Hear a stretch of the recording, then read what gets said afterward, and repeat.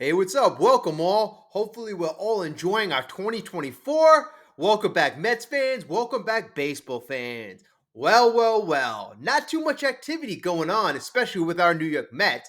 So, you know what? We're going to have a very fun, nice video, and I need your help big time. Okay, so a lot of times often we worry about salaries, we worry about contract, we worry about stuff that just doesn't affect us. That will never really affect us. So I'm going to have a little exercise right here, and we're going to talk about three moves, three signings that the Mets can make that'll put us in the best position in 2024, geared toward winning a World Series. So, which three moves can the Mets make in terms of signing a free agent?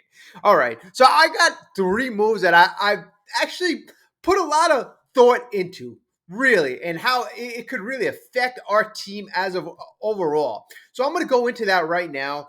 But as always, before we really get into our video, just so you don't miss any other videos, if you could if you can subscribe, really helps us grow. We grew over 2,000 subscribers. That is thanks to you. Really appreciate that.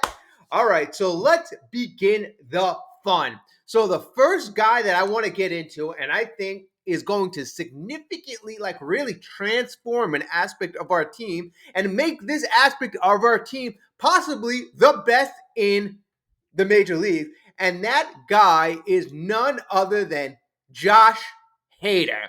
And let's get into Josh Hader, because adding a guy like him to the bullpen that already includes Edwin Diaz could really elevate our bullpen to one of the best bullpens in Major League Baseball. So that is phenomenal. And that is why adding Josh Hader as one of our three signings is key. And all these signings, I'm giving my three, folks. You give your three. Give me your opinion. I want to hear what you think about this. All right, so let's get into Josh Hader and talk about what Josh Hader can bring to our ball club. Now, you want to talk about an absolute dynamic duo. Adding a guy like Josh Hader from the left side, lefty in his own right, adding him to a bullpen who you already have a righty in Edwin Diaz. No matter where you put these two guys, whether you have Josh Hader in the 8th or in the 9th, would have a freaking dynamic duo, making you possibly the best bullpen in all of Major League Baseball. So your advantage is you have a guy like Edwin Diaz, possibly the best relief pitcher in baseball already, and to add a guy like Josh Hader. And I got to tell you, Josh Hader, I got to give him all the credit in the world. After a very shaky 2022, he had a 5.22 earner on average. His whip was a bit higher than normal. He didn't have a great season, folks. He didn't. But last year in 2023, he was almost lights out. He had a 1.28 earner on average. He had in only 56 innings, he had 85 strikeouts, a whip back down to 1.10. And I mean, in 2021, his whip was 0.84.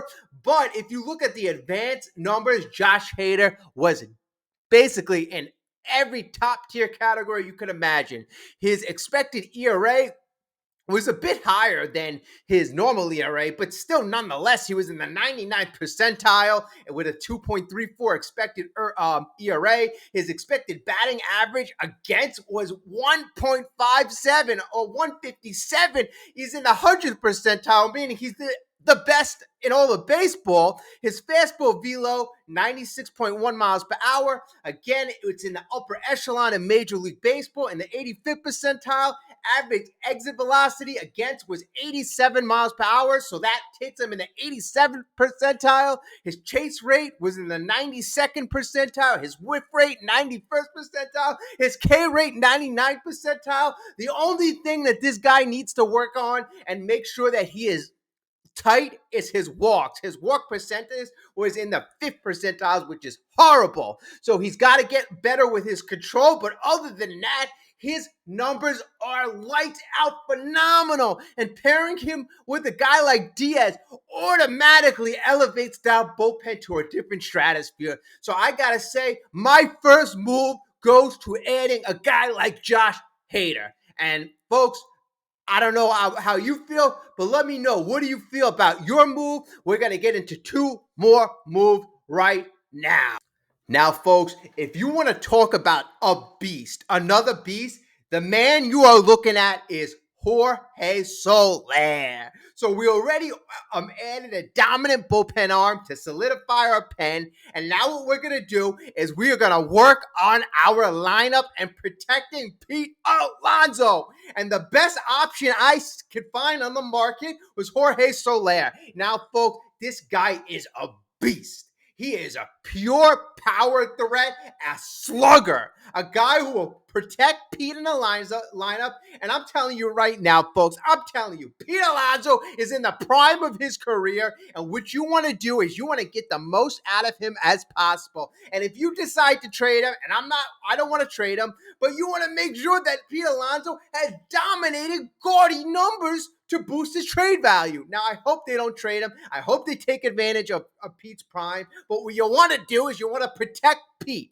They did a horrible job last year with Daniel Vogelbach. Now, adding a guy like Jorge Solair would be phenomenal. Solair last year in 2023 had 36 home runs, a 250 batting average, 341 on base, a 512 slug, 853 OPS.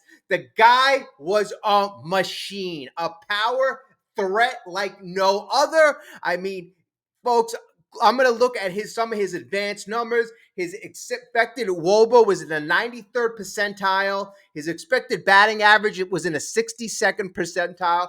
But his expected slug in the 94th percentile with a 532 slug. His expected exit velocity was in the 81st percentile.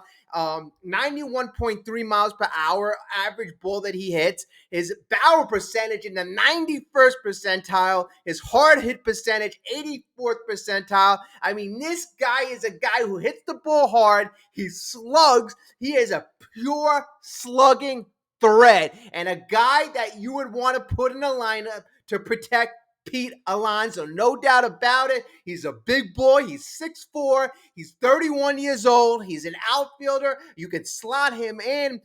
We're not talking about contracts. We're not talking about money. We're just talking about three moves who would make the Mets the best team possible for this year. And adding a guy like Jorge Solair, I don't see another guy on the market bat-wise, power-wise that I would trust more than Jorge Solair.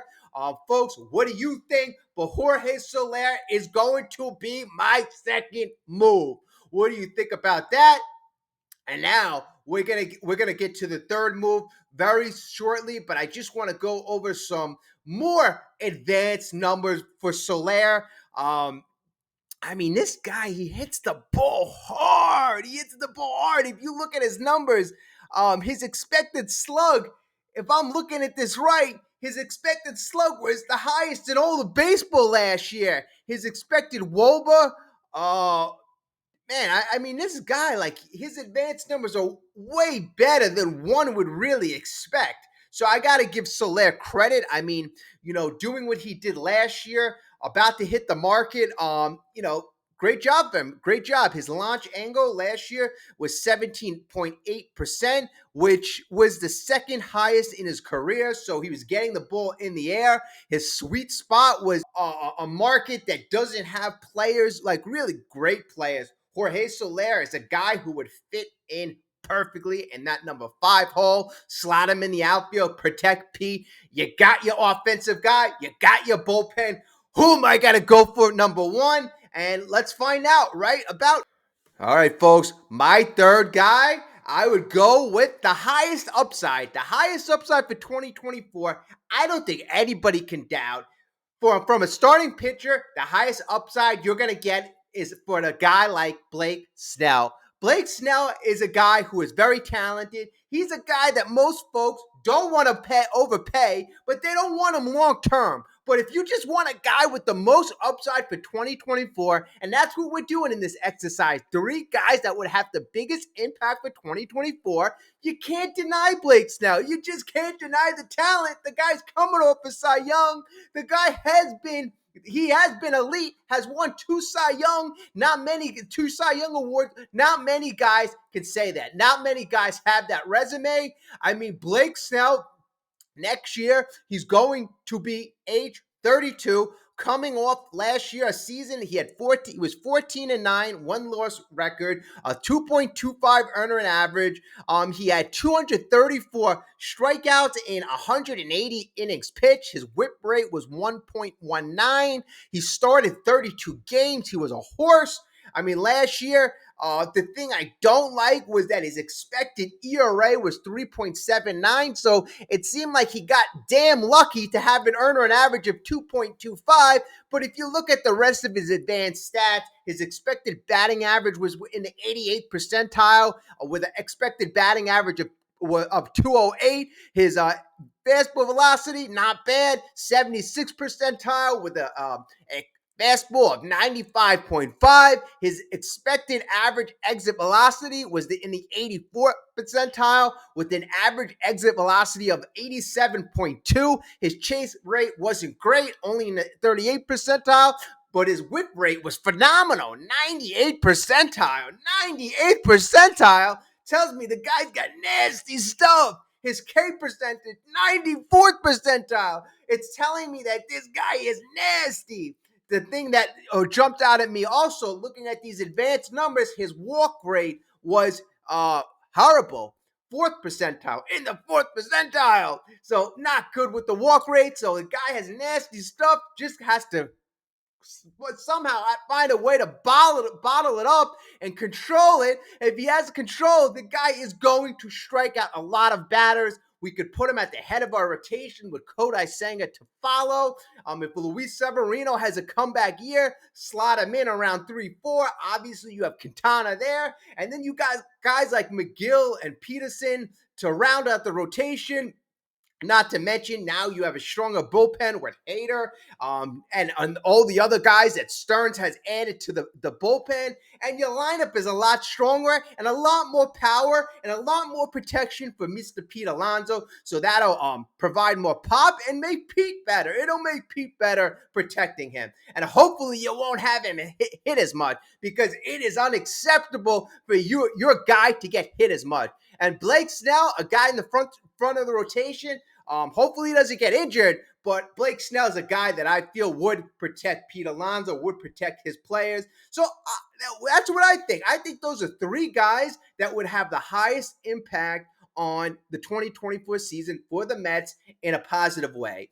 There are other combinations you can do, but tell me, is this the number one combination, or do you have other three signings that you feel would be superior to this signing? And remember, folks, we don't care about years, we don't care about money. It's just an exercise of which three players on the free agent list that you feel would help the Mets in 2024. And again, folks, I hope everybody's having a wonderful 2024. Hope you had a great holidays. And you know what? We're just waiting for some move. We are waiting for a move desperately. The Knicks made a move over the weekend. Obviously, if you're a big basketball fan, we saw the Knicks got a win, adding OG Anunoby. So that was exciting if you're a Knicks fan. But if you're just a Mets fan and you're waiting for the Mets to do something, I feel for you, because it has gotten very, very boring. But you know what? That's why you're here. That's why we are together. So like the video, subscribe. We got a lot more fun videos to come. Thank you as always. Have a great day. And, check out this guy, Snell. Have a great day.